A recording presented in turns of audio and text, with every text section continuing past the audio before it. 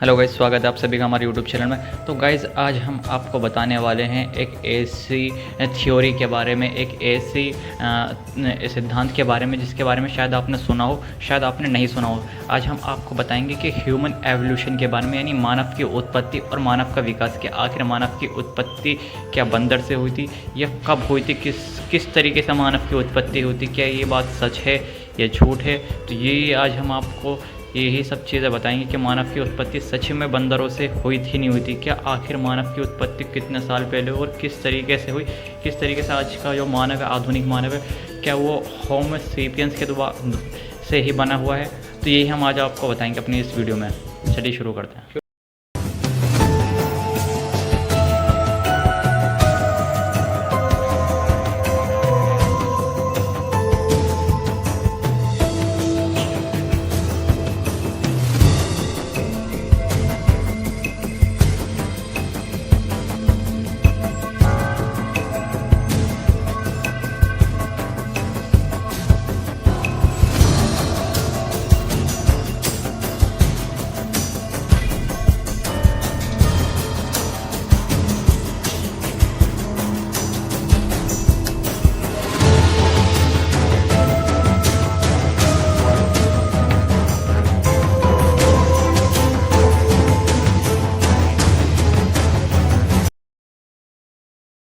तो दोस्तों ये घटना स्टार्ट होती है 24 नवंबर 1859 को। उस समय घटी जब मनुष्य की उत्पत्ति के बारे में चार्ल्स डार्विन की पुस्तक on the origin of species प्रकाशित हुई। उस पुस्तक के प्रथम संस्करण की सभी 1250 प्रजातियां उसके प्रकाशन के दिन ही हाथों हाथ में बिक गई। डार्विन ने इस पुस्तक में यह दावा किया था कि मानव बहुत समय पहले जानवर था जो क्रमिक रूप से विकसित होकर अपने वर्तमान रूप में आया है, जो आज का मनुष्य है। ऐसा माना जाता है कि लगभग 56 लाख वर्ष पूर्व पृथ्वी पर ऐसे प्राणियों का प्रादुर्भाव हुआ जिन्हें हम मानव कह सकते हैं, यानी कि वो अस्तित्व में आए, उन्हें हम मानव कह सकते हैं 56 लाख वर्ष पहले। दोस्तों आज से लगभग 1,60,000 साल पहले, तो दोस्तों आज से 1,60,000 साल पहले हमारे जैसे हम होमो सेपियंस से हमारा निर्माण हुआ, होमो सेपियंस बने। और कहा यह जाता है कि 8,000 ईसा पूर्व, यानी कि आज से लगभग 10,000 साल पहले उनमें थोड़ा सा विकास हुआ। उन्होंने औजार बनाने स्टार्ट करे पत्थरों से, और उन्होंने पेड़ पौधों में कंदमूल, फल और बीज इकट्ठे करने स्टार्ट करे। शिकार के लिए मांस इकट्ठा करना स्टार्ट करा। और गाइस उन्होंने बातचीत करना शुरू करा। मतलब पहले तो वो हुआ करते थे, लेकिन उन्होंने 8,000 यानी 10,000 साल पहले बातचीत करने का तरीका ढूंढ लिया। उनकी एक भाषा बन चुकी थी जिसके द्वारा वो एक दूसरे से बातचीत करते थे। तो गाइस आगे अब और जानते हैं इनके बारे में। तो दोस्तों आपको स्क्रीन पे 4 खोपड़ियाँ दिख रही होंगी। इन 4 खोपड़ियों में से सही से इस पर ध्यान दें। और पहली देखो का वाली खोपड़ी जो वो एक वानर की है, और जो खोपड़ी खा है उसको कहते हैं हम ओसोलोपिथिकस नामक प्रजाति।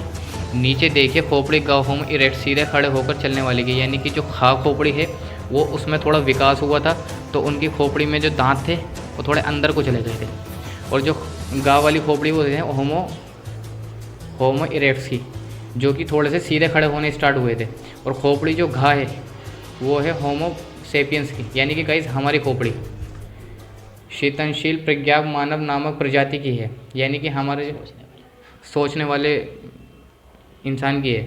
तो दोस्तों आज से लगभग 2 लाख साल पहले हमारे जो पूर्वज थे होमो सेपियंस, वो अफ्रीका में बसे हुए थे। हमारे जो पूर्वज थे वो अफ्रीकी थे। होमिनिड पूर्वी अफ्रीका में से चलकर दक्षिणी और उत्तरी अफ्रीका, दक्षिण तथा पूर्वोत्तर एशिया और शायद यूरोप में भी 20 से 15 लाख वर्ष पूर्व गए। होमो वंश की ये प्रजाति लगभग 10 लाख वर्ष पूर्व तक जीवित रही। तो गाइस आज प्लेटफॉर्म्स में 14 से 10 लाख वर्ष प्राचीन पत्थर के औजारों के साथ साथ आग में पकाई गई चिकनी मिट्टी और जली हुई हड्डियों के टुकड़े प्राप्त हुए। गाइस कह सकते हैं कि आज से 14 से 10 लाख साल पहले इन्होंने आग से खाना बनाना स्टार्ट कर दिया। आग इस्तेमाल करके खाना बनाना और चूल्हे जलाना स्टार्ट कर दिए।